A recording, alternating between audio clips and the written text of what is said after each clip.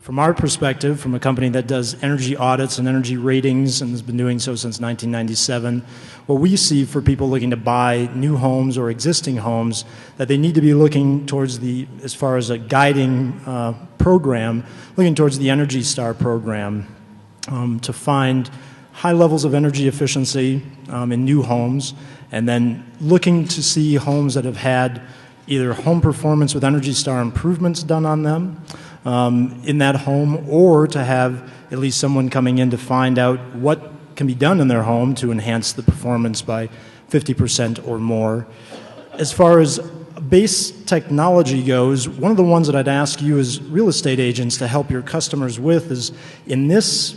here in Colorado, but also in many parts of the country, there's great value in looking at passive solar gain or sun-tempered features in a home.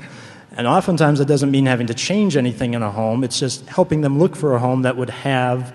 more glass on the south side, ideally somewhere around 7% glass to window or to wall area ratio, 7% glass to floor area ratio on the south side. Is something that in our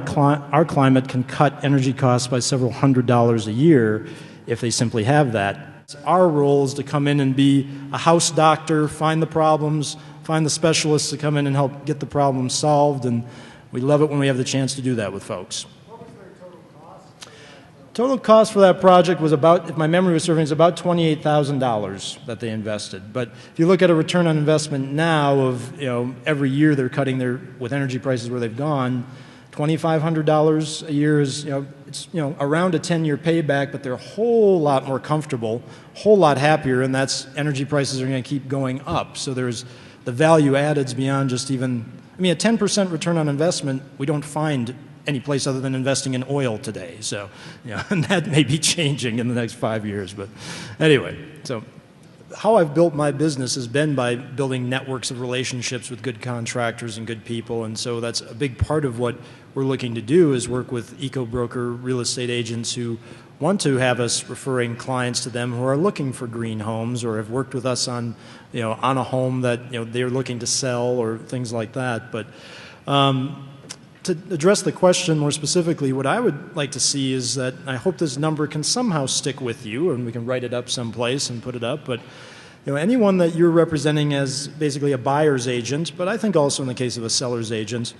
that has a home that is averaging more than 0.25 kilowatt hours per square foot of consumption, and a home that's in January consuming more than 0.06 therms per square foot,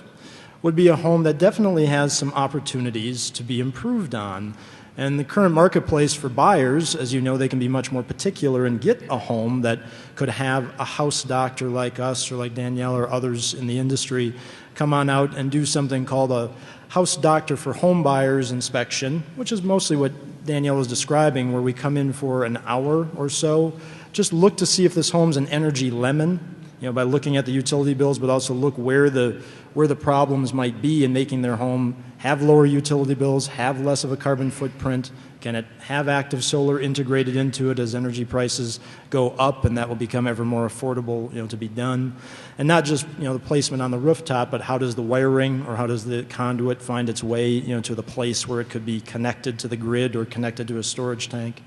So that would be a big part of that.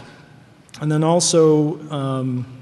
I guess in working, like I said, I guess it's really on the seller side of things. I think right now having an opportunity to say that you had third-party consulting help to find where problems are and ideally made the most important improvements to the home to cut the utility bills if they're 0.25 kilowatt hours per month or per square foot or 0.06 therms per square foot, showing how they improved on that to show that this home is not the liability that it was just a few months ago before they made those improvements. So that's how we'd